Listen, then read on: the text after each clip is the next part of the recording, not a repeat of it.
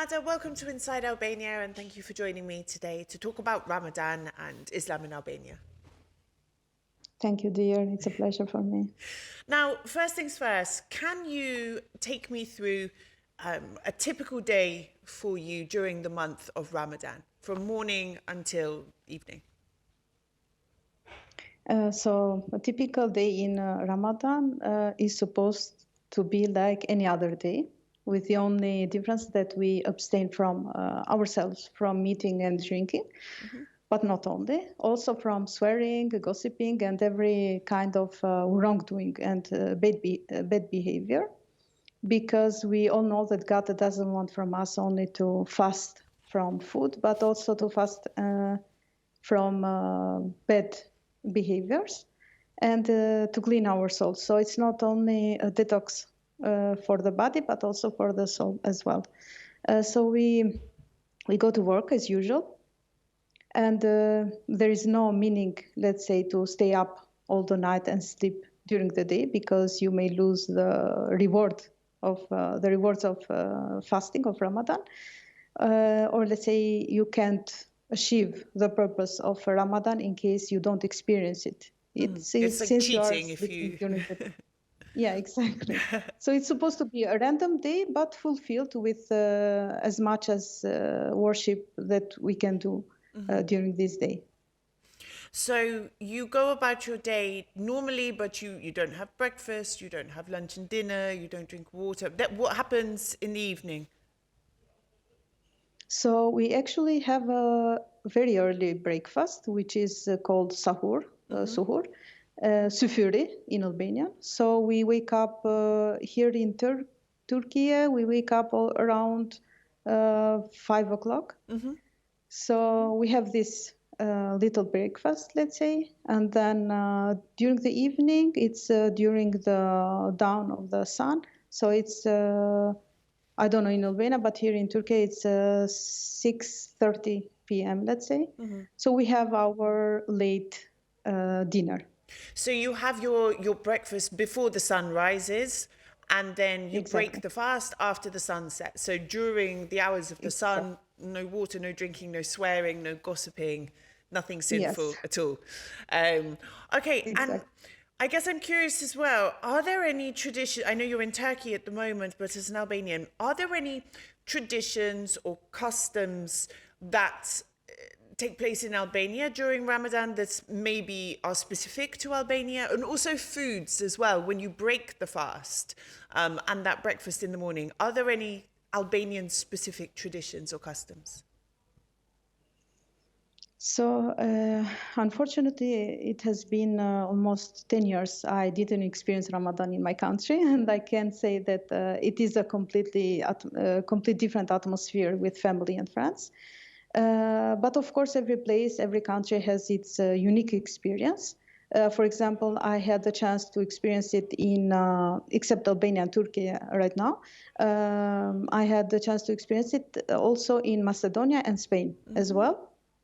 So they experience the atmosphere of Ramadan in Albania, North Macedonia, and Turkey are quite similar to each other, maybe due to the fact that we have so many customs and traditions in common. But in Spain, it was completely different, actually. In Spain, it was normal like any other month, except the fact that the small Muslim community there, which is mainly composed from immigrants, usually from Morocco or Algeria, and very few locals, which are reverted Spanish Muslims. So the one which I enjoyed the most, I can say, it was in North Macedonia, because of course, as a musafir, as a guest, everyone treats you like a queen, and you don't have to cook and wash the dishes. In Turkey as well, there are some facilities applied only during this month. For example, we have 2 less working hours, which means if the administration starts at 9 a.m. and finishes at 6 p.m. usually, during Ramadan, the working hours are between 10 and 5. Facilities which in Albania are not applied, of course, although Muslims are majority. They are never taken into consideration in this case anyway. So yeah, comparing all this country, of course I would not change Ramadan in Albania, as there is nothing like home. Being with family and friends and has no price. It's an experience. So I'm curious, like in Albania, what would one expect to eat at iftar, and then what did you eat at iftar in Spain? How did they differ?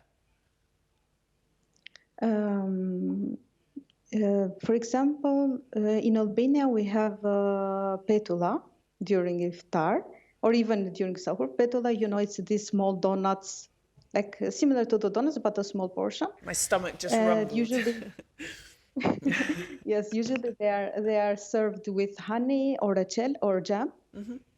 And we usually break the fast with this. I remember from my childhood memories, I remember because Kavaya is a city where Ramadan, where Islam usually is much more vivid, it's much more like lived traditionally from the people there. So I remember during iftar they had a special dessert which is called kabuni. I don't know if you ever heard about it. No, actually, it is cooked rice with sugar, with honey, and grapes, dried grapes. Like it's like let's say a sweet. Yeah, I think I've had sweet something rice. like this before. Mm-hmm. Unique custom or tradition in Albania, which I didn't notice in other countries, is that people, and especially other religions, show solidarity with the fasting Muslim believers. Right. And maybe this is related to the fact that we have a lot of mixed families, such as Christians married to Muslim or the opposite. So in this case, other family members, which they are not Muslim by religion, or they are not practicing Muslim, they would fast at least one day. In solidarity. Just to show solidarity. Yeah. Exactly. Yeah, just to show solidarity. Or, for example, we share iftars with each other, which means that a Christian neighbor would invite his Muslim neighbor for iftar, or the opposite. Yeah, I've been a part of many different meals and bayrams as well. But I was going to mention as well, in the schools, Eid is a public holiday in the public administration as well. Like my daughter has the day off school, which is nice because also for Easter, for Christmas, for the Orthodox celebrations, and then for the Islamic holidays as well. It's a public holiday, which leads me into my other question, which was, do you feel Ramadan in Albania is supported, like culturally and socially, as well as sort of with the administration, or is it something more private? You mentioned there, that the public administration doesn't make any concessions for people who are fasting, but what is your perception of the acceptance and the support for these festivals? Yeah, I think it's more culturally accepted rather than officially, like as in the institutional level, let's say. Because we don't see any facility, as I know. I may be wrong, because as I said, like I've been here in Turkey for almost 13 years already. So I don't know for sure, but my perception is that usually Muslims are not considered when it comes to these facilities. For example, I remember many years ago, there was Bayram, like the end of Ramadan. It was election day. Like you cannot... Yeah, you cannot make election day the day that Muslims are celebrating, but yeah. So, I mean, I guess the country is secular, maybe that's why they don't take these things into consideration so much. But I really like the way, like you said, that people come together and they celebrate the holidays of their neighbors and things like this. And it doesn't really matter if you're a Christian or not. I wanted to ask you as well, do you feel, Albania is known for its religious tolerance? We have three main religions here that seem to coexist very peacefully. The same cannot be said for many other countries, where these often cause wars and all sorts of things. So I'm wondering how this impacts in your view, how does it affect how Islam is practiced here? From women wearing hijabs, maybe in schools if children, want to practice their religion there. How do you see religious tolerance and Islam in Albania coexisting? I think that the notion of the religious tolerance in Albania is somehow overrated or used for political reasons. What I mean with this is that the religious tolerance, which was once before present, before the communist regime in Albania, has lost its meaning nowadays. Has lost its value because you cannot talk anymore about a religious tolerance when you don't have religion at all. You don't have much religious people. You know what I mean? Like during the communist regime, there was no religion at all. But yeah, in some sense, we can say that there is some kind of tolerance if we take into consideration the fact that there is few or no incident between the three largest religious communities, or the fact that they marry, as we mentioned before, they marry each other, or that we live close together. We don't have these separate Muslim neighbors and these Christian separate neighbors. So when it comes to the role of Islam in it, many studies, many researches and reports, and me myself, I have been co-author of the report of Islamophobia in Albania for 3 years. Those researches, those reports have shown that there is Islamophobia in Albania. Any kind of level, whether it is among the society, like people among each other, institutionalized Islamophobia when it comes to administration and institutional level. It is present in the education system, as you mentioned, the issue of hijab in schools, which it was an issue, like for years, it was part of big debate. And there is Islamophobia in media and any other sectors, the public sectors, let's say. And there is another level of Islamophobia which may be difficult to measure. That is the fact of not being taken seriously, not being taken into consideration as a majority religious community. Like the example we mentioned before, of doing elections during Bayram, during the Eid celebration, which gives us a message that for us as a state, as a country, this event is not an important event. Like you Muslim as a community, you are not important at all. Look, I have seen people, and I know there'll be comments, on our interview saying, oh, Islam was forced upon Albania. Our religion is Albanianism. We don't care about religion. We see, and I hear people making comments which I think fall into the category of Islamophobia, where they say, they're fanatics. They make the women cover up, and it's becoming extreme. We don't want this. And I think there are elements of Islamophobia amongst that. And I guess, as a Muslim woman, how do you feel when you hear people saying about, opposing women wearing hijabs, etc.? What's your view on that? What do you say to the people who are going to make comments like that? So I have been, let's say, active in this kind of debate for years, like around 15 years already. Like I'm giving interviews and writing articles about this. So usually I didn't allow this Islamophobia to be internalized, which means that it didn't touch me. I didn't allow it to touch me. It made me stronger than I was. Like it made me more active to fight against Islamophobia in this country. So, yeah.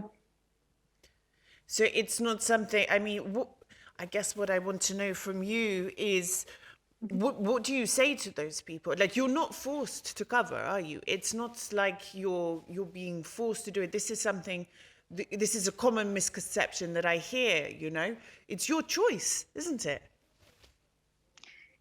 Actually, we are tired of repeating this. It's our choice, it's our body. We as a women, why we have to always bring this topic on? Like, I actually don't want to say anything to them. Like, it's not my job to take care of them. Like, they have to take care of themselves. I don't want to deal with them at all. When there is a big Islamophobic issue, of course, I usually sorry, I usually reply by giving my opinion, by writing articles or bringing the fighting of Islamophobia in much more higher levels, let's say with studies, with research. For example, nowadays, today, during this time, I'm doing my PhD on investigating the issue of the veil in the Albanian media, in Albanian social media, because I'm studying social media studies. So as I said before, like I don't want to deal with these guys because they have huge problems with themselves.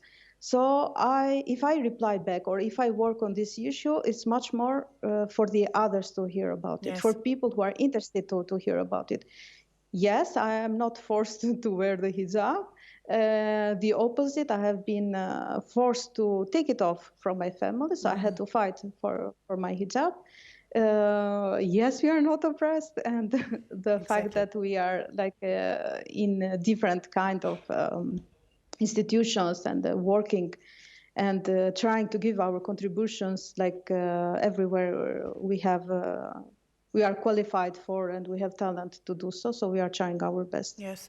As women, we are these people who say these things, they are the first people that will criticize a woman for what she's wearing or what she's not wearing. You know, there's no keeping them happy, whichever way we want to look at it. And this is really interesting, the research that you're doing. I want to ask you, you know, in terms of combating Islamophobia and, you know, resolving some of these issues, what would you like to see in Albania in terms of interaction from the government or any initiatives or legislation or anything like that? What can they do more to combat this issue?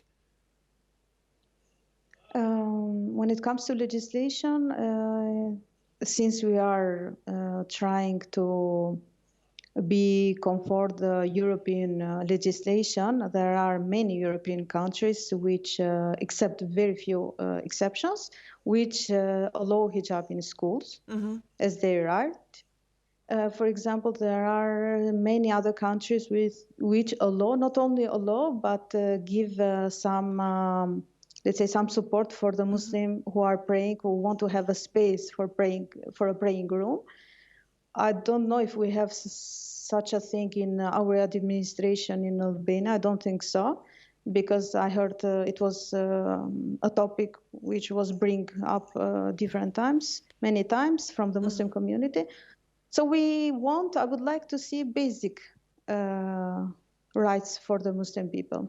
Basic rights such as praying, the right to pray, the right to cover our heads. And yeah, I hope so. I hope so. I hope so too. And thank you very much for your time. And I wish you a peaceful and wonderful Ramadan month. You are welcome, and thank you for having me. Thank you.